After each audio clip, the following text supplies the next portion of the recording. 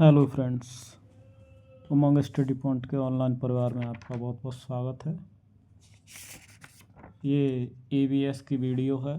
CTET 2024 दिसंबर में जो होने वाला है उसके लिए एनसीईआरटी समरी है। ये एनसीईआरटी के महत्वपूर्ण जो टॉपिक हैं उनसे सारांश उठाया गया है। अब देखते हैं, पिछली क्लासों में हमने देख लिया था, उससे आगे का देखते हैं क्या है। नेक्स्ट टॉपिक है मौसमी प्रवासन। क्या? मौसमी प्रवासन। अब मौसमी प्रवासन क्या होता है उसके बारे में देखते हैं। मौसम, तापमान और उसकी आय और नौकरियों की मौसमी प्रकृति में परिवर्तन के जवाब में वार्षिक आधार पर क्षेत्र या जलवायु में आबादी मौसमी आंदोलन है। तो वो मौसम, तापमान और उसकी आय और नौकरियों की मौसमी प्रकृति में परिवर्तन के जवाब में वार्षिक आधार पर एक क्षेत्र या जलवायु से आबादी का मौसमी आंदोलन।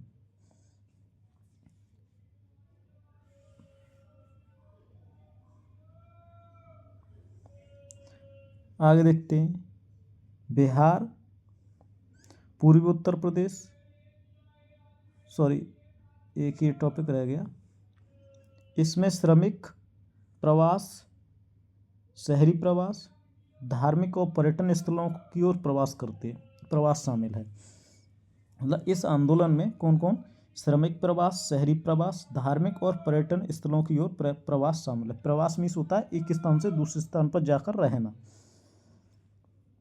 बिहार, पूर्वी उत्तर प्रदेश, उड़ीसा, झारखंड, छत्तीसगढ़ काम की तलाश में पंजाब, हरियाणा, गुजरात, महाराष्ट्र, जम्मू कश्मीर और पूर्वोत्तर भारत में पलायन कर चुके हैं।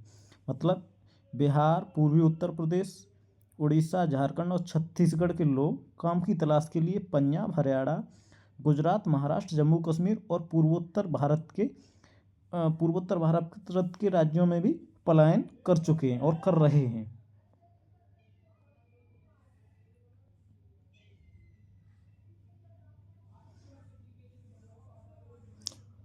लोग निर्माण और फुटलूज उद्योग में काम करने के लिए मौसमी आधार पर महानगरीय शहरों की ओर पलायन करते हैं।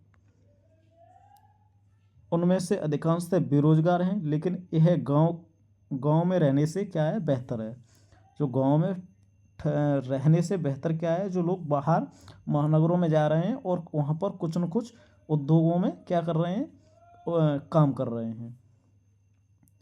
दक्षिण भारत और हिमालयी क्षेत्र में पर्यटकों के आकर्षण और धार्मिक स्थलों की ओर मौसमी पलायन आम है। मतलब आम बात है। दक्षिण भारत और हिमालयी क्षेत्र में पर्यटकों के आकर्षण और धार्मिक स्थलों की ओर मौसमी पलायन भी एक आम बात है।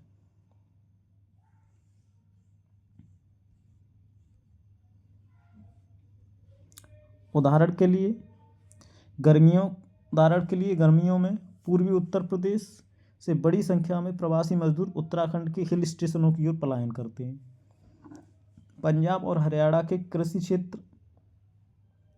क्षेत्र में प्रवासियों को कृषि संबंधी खतरों का सामना करना पड़ता है, लेकिन रोजगार की कमी के कारण वे उस विशेष मौसम में पलायन करने के तैयार हैं।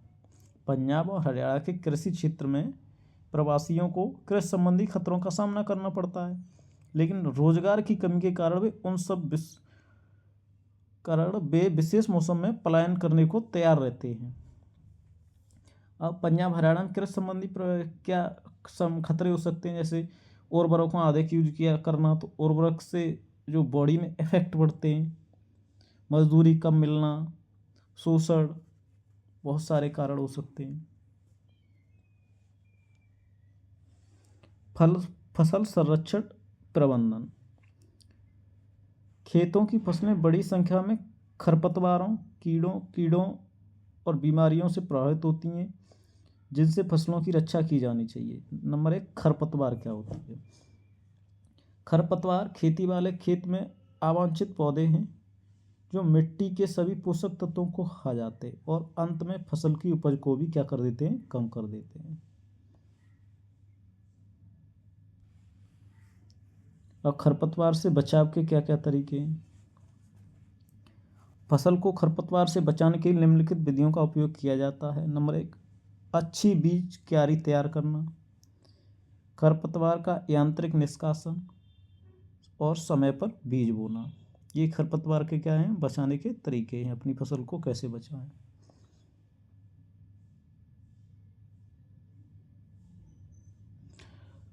फसल पर कीड़ों और कीड़ों के प्रभाव। नेक्स्ट क्या है, फसल पर कीड़ों और कीड़ों के प्रभाव। कीट पौधे पर निम्न प्रकार से क्या करते हैं, आक्रमण करते हैं। अब देखते हैं कैसे क्या। नंबर 1, ये पौधों की जड़, तना और पत्तियों को काटते हैं। नंबर 2, ये पौधों के विभिन्न भागों से कोशिका रस चूसते हैं। नंबर 3, वे तनों फलों में छेद कर देते हैं और जिससे उपज में कमी आती है। कीटनाशक और कीटनाशक रसायन। देखो, कीटनाशक और कीटनाशक रसायन होते हैं, मतलब कीटनाशक और कीटनाशक रसायन होते हैं जिनका उपयोग कीटों एवं अन्य कीड़ों को मारने एवं नष्ट करने के लिए किया जाता है, जो संग्रहित और ताजी फसल को व्यापक नुकसान पहुंचाते हैं। ये रसायन मूल रूप से प्रकृति में विषैले होते हैं। कवक और वायरस क्या होता है? कवक और विषाणु हानिकारक सूक्ष्मजीव पैदा करने वाले रोग हैं जो पौधों और नई उपज वाली फसलों दोनों को प्रभावित करते हैं। ये रोगजनक विनाशकारक होते हैं क्योंकि वे फसलों के विशाल खेतों को भी नष्ट कर देते हैं।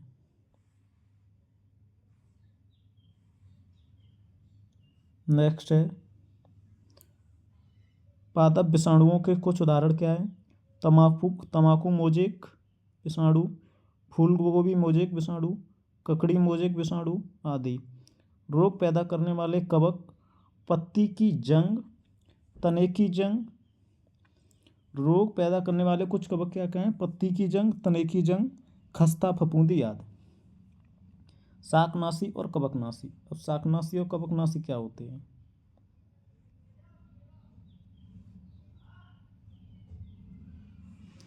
वे अत्यधिक जहरीले रसायन होते हैं जिनका उपयोग कवक एवं अवांछित वनस्पति को मारने में किया जाता है। भंडारण हानियाँ। अब देखो, कटाई के बाद नए प्राप्त खाद्यान्नों को साहिलों जैसी विशाल भंडार सुविधाएं में संग्रहित किया जाता है। हालांकि कीट या जल भराव के हमले के कारण खाद्यान्न नष्ट हो जाता है, इसे स्टोरेज लॉस कहा जाता है। भंडारण हानि को प्रभावित करने वाले कारक। भंडारण हानि को प्रभावित करने वाले कौन कौन से कारक हैं? यह पोस्ट हार्वेस्ट सिस्टम को होने वाला नुकसान है, मतलब जब फसल हमारी बिल्कुल तैयार हो जाती है उसके बाद होने वाला नुकसान है। भंडारण हानि को प्रभावित करने वाले कारकों में अजैविक एवं जैविक दोनों कारक शामिल होते हैं। नीचे सूचीबद्ध उनमें से कुछ हैं।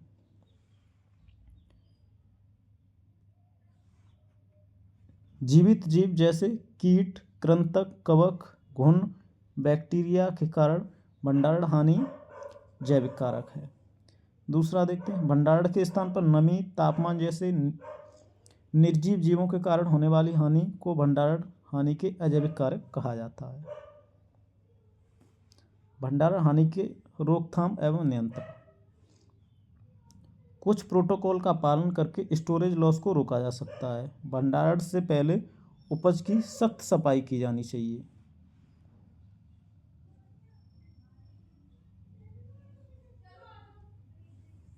कीटों को मारने वाले रसायनों का उपयोग करना चाहिए। उत्पादन को पहले धूप और फिर छाया में अच्छी तरह सुखाना चाहिए। अब खाद के बारे में जानते हैं, खाद क्या है।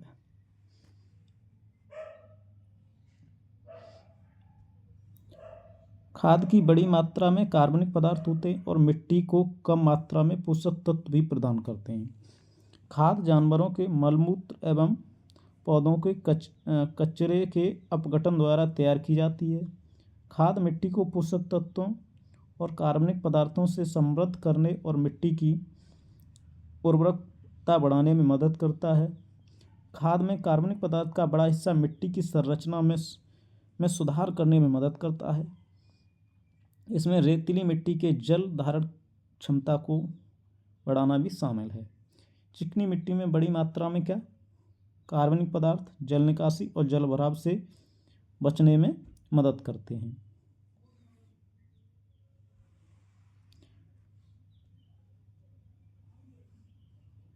उपयोग की जाने वाली जैविक सामग्री के प्रकार के आधार पर खाद को इस प्रकार वर्गीकृत किया जाता है। नेक्स्ट, अब उसमें फर्स्ट है कंपोस्ट और वर्मी कंपोस्ट। यह प्रक्रिया जिसमें कृषि अपशिष्ट पदार्थ जैसे पशुधन मलमूत्र, गाय का गोबर आदि, सब्जी अपशिष्ट, पशु अपशिष्ट, घरेलू अपशिष्ट, सीवेज अपशिष्ट, पुआल नष्ट आदि किए गए खरपतवार आदि को गड्ढे में विघटित किया जाता है, जाना जाता है खाद के रूप में। खाद कार्बनिक पदार्थ और पोषक तत्वों से भरपूर होती है। पौधे और जानवरों के कचरे के अपघटन की प्रक्रिया को तेज करने के लिए केंचुओं का भी उपयोग खाद तैयार करने के लिए किया जाता है, जिसे वर्मी कंपोस्ट कहते हैं। अब है हरी खाद। हरी खाद क्या होती है? फसलों के बीजों को बोने से पहले सन भाग या ग्वार जैसे कुछ पौधों को उगाया जाता है और फिर उन्हें मिट्टी में मिलाकर मल दिया जाता है। ये हरे पौधे इस प्रकार हरी खाद में बदल जाते हैं, जो मिट्टी को नाइट्रोजन और फास्फोरस से समृद्ध करने में क्या करते हैं? मदद करते हैं। उर्वरक क्या है? उर्वरक व्यावसायिक रूप में उत्पादित पादप पोषक तत्व है। उर्वरक नाइट्रोजन, फास्फोरस, पोटेशियम की आपूर्ति करते हैं, जिनका उपयोग अच्छा वानस्पतिक वृद्धि, पत्तियों, शाखाओं और फूलों को सुनिश्चित करने के लिए किया जाता है, जिसमें स्वस्थ पौधों को जन्म मिलता है। उच्च लागत वाली खेती की उच्च पैदावार में उर्वरक एक कारक है। किसी क्षेत्र में उर्वरक के लगातार प्रयोग से मिट्टी की उर्वरकता क्या हो जाती है? नष्ट हो सकती है, क्योंकि मिट्टी में कार्बनिक पदार्थों की पूर्ति नहीं हो पाती है। मिट्टी में मौजूद सूक्ष्म जीवों को इस्तेमाल किए गए उर्वरकों के नुकसान होता है। फसल उत्पादन में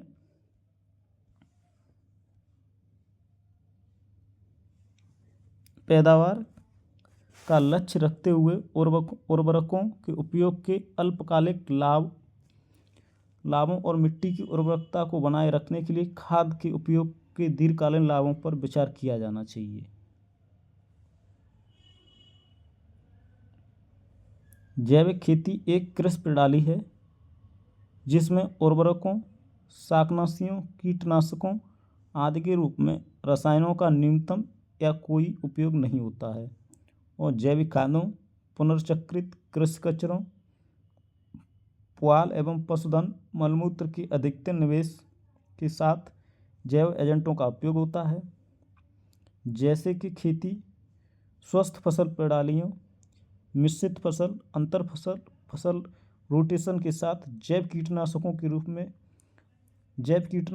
रूप में विशेष रूप से अनाज भंडारण में, जैव उर्वरक में नीम के पत्ते व हल्दी की तैयारी में नीली हरी शैवाल।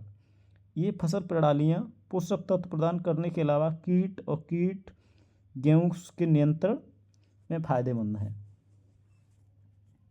अब सिंचाई के बारे में सोचते हैं। सिंचाई के बारे में क्या है? भारत में अधिकांश कृषि वर्षा पर आधारित है, अर्थात अधिकांश क्षेत्रों में फसलों की सफलता समय पर मानसून और अधिकांश बढ़ते मानसून के पर्याप्त वर्षा पर निर्भर है। भारत में जल संसाधनों की एक विस्तृत विविधता और अत्यंत विविध जलवायु है। ऐसी परिस्थिति में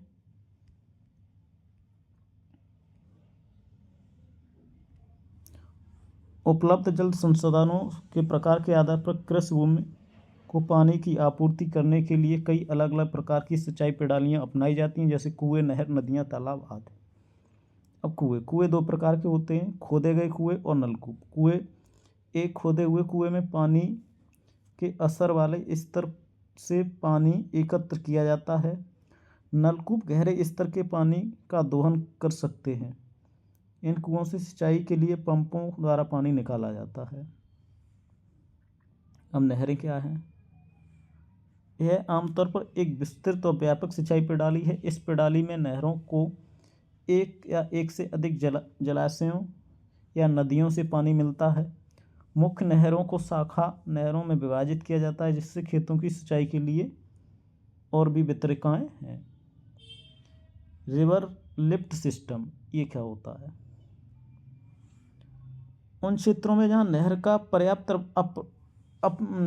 प्रवाह अपर्याप्त है या अपर्याप्त जलाशय रिलीज के कारण अनियमित है, तो लिफ्ट सिस्टम अधिक तर्कसंगत है। नदियों के पास के क्षेत्र में सिंचाई के पूरक के लिए नदियों से सीधे पानी लिया जाता है। कहाँ? नदियों से सीधे पानी लिया जाता है। इसमें टैंक, ये छोटे भंडार जलाशय होते हैं जो छोटे जलग्रहण क्षेत्रों में रेन ऑफ को रोकते हैं और संग्रहित करते हैं। Thank you friends. वीडियो अच्छा लगा हो तो वीडियो को शेयर कीजिए। नेक्स्ट टॉपिक में पढ़ेंगे पशुपालन अगली वीडियो में। अभी तक चैनल आपने सब्सक्राइब नहीं किया है तो चैनल को सब्सक्राइब कर दीजिए और वीडियो को शेयर ज़रूर कीजिए।